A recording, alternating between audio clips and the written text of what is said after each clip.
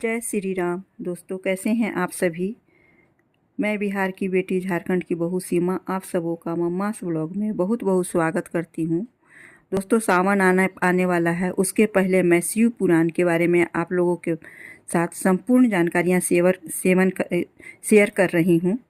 शिव पुराण का हमारे जीवन में क्या महत्व है, शिव पुराण कैसे पढ़ना चाहिए, इसकी विधि क्या है, इसके कितने पाठ हैं, सभी बातें मैं आप लोगों के साथ शेयर करूंगी। शिव पुराण भगवान शिव की महिमा का गुणगान कई प्राचीन भारतीय ग्रंथों में देखने को मिलता है, लेकिन शिव पुराण में उनके जीवन पर गहराई से प्रकाश डाला गया है।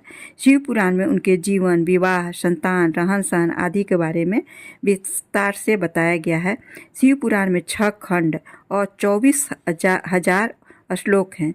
इस खंडों के नाम नीचे दिए गए हैं। विदेश्वर संहिता पहला है, दूसरा है रुद्र संहिता, तीसरा है कोटि रुद्र संहिता, चौथा है उमा संहिता, पांचवा है कैलाश संहिता, छठा है आयुष संहिता। तो सबसे पहले विदेश्वर संहिता के बारे में मैं आपको बता रही हूँ। शिव पुराण की इस संहिता में भगवान शिव से जुड़े ओंकार, शिवलिंग की पूजा और दान का महत्व बताया गया है। भगवान शिव के आंसू से बने रुद्राक्ष और उनकी भस्म के बारे में भी इस संहिता में जानकारी दी गई है।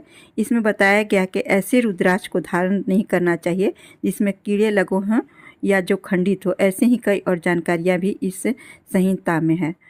दूसरा है रुद्र संहिता। शिव पुराण की यह महत्वपूर्ण संहिता है। इसी संहिता की सृष्टि खंड में भगवान शिव को आदि शक्ति का कारण बताया गया है और बताया गया है कि विष्णु और ब्रह्मा की उत्पत्ति भी शिव से ही हुई। इसके साथ ही संहिता में भोलेनाथ के जीवन, उनके चरित्र के बारे में भी विशेष जानकारियाँ दी गई है। इस संहिता में पार्वती विवाह, कार्तिकेय और गणेश का जन्म, पृथ्वी परिक्रमा से जुड़ी कथा आदि का भी उल्लेख है। भगवान शिव की पूजा विधि का वर्णन भी इस संहिता में मिलता है। तीसरा है कोटि रुद्र संहिता। इस संहिता में शिव के अवतारों का जिक्र मिलता है। भगवान शिव ने समय समय पर सृष्टि की रक्षा करने के लिए अवतार लिए हैं। उनके मुख्य अवतारों में हैं हनुमान जी, ऋषभदेव और श्वेतमुख। इस संहिता में भगवान शिव की 8 मूर्तियों का उल्लेख किया गया है। इन मूर्तियों में भूमि, पवन, क्षेत्र, जल, अग्नि, सूर्य और चंद्रमा को चिन्हित किया गया है। चौथा है उमा संहिता। इस संहिता में माँ पार्वती के चरित्र के बारे में उल्लेख मिलता है। ऐसा माना जाता है कि माता पार्वती भगवान शिव का आंशिक रूप है। इसके साथ ही इस संहिता में दान, तप के महत्व को वर्णन किया गया है। इस पुराण में पाप के प्रकार और उनसे मिलने वाले नरकों की भी जानकारी दी गई है और पाप कर्म करने के बाद कैसे उसका प्रायश्चित कर सकते हैं, इसका उल्लेख भी इस संहिता में मिलता है। पांचवा है कैलाश संहिता। कैलाश संहिता में भगवान शिव की पूजा करने की संपूर्ण विधि मिलती है। इसके साथ ही योग के बारे में इसमें विस्तार से बताया गया है। इसके साथ ही शब्द ब्रह्मा कहे जाने ओंकार के महत्व को भी इस संहिता में विस्तार से चर्चा की गई है। इसी संहिता में गायत्री जप के महत्व के बारे में भी प्रकाश डाला गया है। छठा और लास्ट है वायु संहिता। वायु संहिता 2 भागों में विभाजित है, पूर्व और उत्तर। इस संहिता में शिव ध्यान की विस्तार से चर्चा की गई है। साथ ही योग और मोक्ष प्राप्त करने के लिए भगवान शिव की प्रधानता की भी इस संहिता में उल्लेख मिलता है। भगवान महादेव के सगुण और निर्गुण रूप का भी इस संहिता में उल्लेख है।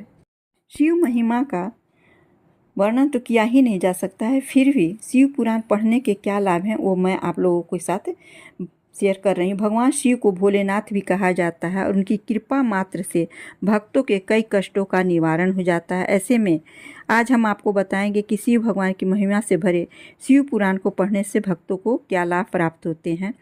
शिव पुराण का पाठ करने से व्यक्ति को भय से मुक्ति मिलती है। इस पुराण का पाठ करने से व्यक्ति को भोग और मोक्ष दोनों की ही प्राप्ति होती है। यदि आप अपने पापों से छुटकारा पाने चाहते हैं तो शिव पुराण का पाठ सबसे ज़्यादा लाभकारी है। सावन के महीने में शिव पुराण का पाठ करने से जीवन के सब दुखों से मुक्ति मिलती है। शिव पुराण का पाठ करने से इंसान को मृत्यु का भय नहीं सताता। मृत्यु के बाद ऐसे व्यक्ति को शिव के गण लेने आते हैं। मानसिक शांति के प्राप्ति के लिए भी शिव पुराण का पाठ किया जाता है। अब बताती हूँ शिव पुराण की पूजा कैसे करनी चाहिए। शिव पुराण का पाठ और शिव भगवान की पूजा करने से पहले आपको नित्य कर्मों से निवृत्त होकर शुद्ध जल से स्नान करना चाहिए। इसके बाद पूजा स्थल पर भगवान शिव और पार्वती के साथ नंदी की तस्वीर या मूर्ति स्थापित करनी चाहिए। यदि घर में शिवलिंग है तो मिट्टी के पात्र में जल भरकर शिवलिंग का जलाभिषेक करना चाहिए और बेलपत्र, धतूरे के पुष्प, चंदन, चावल आदि शिवलिंग पर अर्पित करने चाहिए। इसके बाद शुद्ध मन से शिव पुराण का पाठ करना चाहिए और रात्रि जागरण करना चाहिए। शिव पुराण का पाठ यदि महाशिवरात्रि के दिन किया जाता है, व्यक्ति को कई परेशानियों से मुक्ति मिलती है। शिव पुराण का पाठ करते समय कुछ बातों का ध्यान अवश्य ही रखना चाहिए। शिव पुराण का पाठ करने से पहले आपको कुछ सावधानियां बरतनी पड़ती है, जिनके बारे में आज हमको बताएंगे। शिव पुराण का पाठ करके यदि आप भगवान शिव को प्रसन्न करना चाहते हैं तो सबसे पहले और सबसे महत्वपूर्ण बात है ब्रह्मचर्य का पालन करना।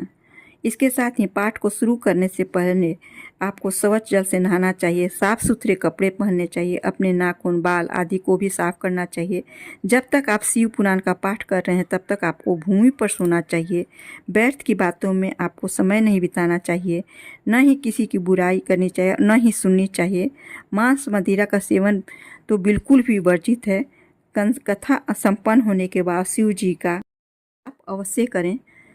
शिव पुराण का महत्व क्या है? शिव पुराण का महत्व पूरे भारतवर्ष के साथ पूरी दुनिया में भगवान शिव के जितने भक्त हैं वे भगवान शिव में सुख और शांति की कामना करते हैं।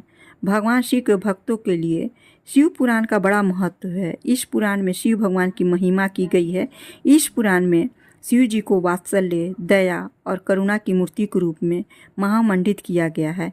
इस पुराण को पाठ करने से भक्तों के अंदर भी ऐसे ही गुणों का संचार होता है, यानी भक्तों के चरित्र भी भगवान शिव की तरह बनने लगता है। जो भक्त शिव पुराण का विधि पूर्वक पाठ करते हैं वो जीवन मरण के चक्र से भी मुक्ति पा जाता है। इसलिए हिंदू धर्म में शिव पुराण का बहुत अहम माना गया है। शिव पुराण में वर्णित ओम के जप का महत्व क्या है? शिव पुराण में ओम के जप का महत्व को वर्णित किया गया है। इसे शिव का एकाक्षरी मंत्र भी कहा जाता है। जो भी व्यक्ति ओम का रोजाना 1000 बार पाठ करता है, जप करता है, उसे कई चिंताओं से मुक्ति मिलती है। इस जप को करने से मनोवांछित फल की प्राप्ति होती है और व्यक्ति की वाणी में तेज आता है। ओम का जप करने से कई रोगों से भी मुक्ति मिलती है। इसके अलावा शिव पुराण में यह उल्लेख भी मिलता है कि ओम नमः शिवाय मंत्र का प्रतिपादन भी समय भगवान शिव ने भक्तों की भलाई के लिए किया था। यह मंत्र बहुत सूक्ष्म है, लेकिन इसका जाप करने से बड़ी मुश्किलें भी दूर हो जाती है। को संसार का संहारक माना गया है। भगवान शिव से जुड़े शिव पुराण में मृत्यु से पहले मिलने वाले कुछ संकेतों के बारे में बताया गया है। यदि किसी व्यक्ति के सिर पर कौवा बैठ जाए तो इसका यह अर्थ है कि जल्द ही उसकी मृत्यु होने वाली है। जिस व्यक्ति का बायां हाथ 1 हफ्ते तक लगातार फड़फड़ाए तो उसकी मृत्यु भी निकट मानी जाती है। ऐसी शिव पुराण में बहुत सारी बातें बताई गई हैं। शिव पुराण में जीवन से जुड़ी भी बहुत महत्वपूर्ण बातें हैं। शिव पुराण में कई ऐसी शिक्षाएं दी गई हैं जिनका यदि कोई पालन करे तो कई समस्याओं से बच निकल सकता है। शिव पुराण में बताया गया है कि व्यक्ति को अपनी इच्छाओं पर नियंत्रण रखना चाहिए, इंद्रियों को वश में करने की कोशिश करनी चाहिए। व्यक्ति को इच्छाओं और आवश्यकताओं में अंतर समझना चाहिए और उन इच्छाओं को त्याग करना चाहिए जिससे चरित्र की हानि होती है। शिव पुराण में बताया गया है कि मोह माया में पड़कर इंसान अपने उद्देश्यों को कभी भी प्राप्त नहीं कर सकता। इसलिए व्यक्ति को मोह माया के वशीभूत होकर नहीं रहना चाहिए। मोह और माया के बंधनों से व्यक्ति जब आज़ाद हो जाता है तो उसे ब्रह्म ज्ञान की प्राप्ति होती है। अपने चरित्र पर नियंत्रण रखने की भी शिव पुराण में सीख दी जाती है। शिव पुराण में सत्य बोलना, असत्य का साथ देने की सीख दी जाती है। शिव पुराण के अनुसार जब माता पार्वती भगवान शिव से पूछती हैं कि सबसे बड़ा धर्म क्या है, तो भगवान शिव कहते हैं सत्य का साथ देना ही सबसे बड़ा धर्म है। अर्थात व्यक्ति को कभी भी असत्य के मार्ग पर नहीं चलना चाहिए। जो भी व्यक्ति आजीवन सत्य के मार्ग पर चलता है भगवान शिव उसे उन्नति प्राप्त करते हैं। जो भी व्यक्ति भगवान शिव की कृपा प्राप्त करना चाहता है और जीवन से दुख दरिद्रता का दूर करना चाहता है उसे शिव पुराण का पाठ अवश्य करना चाहिए।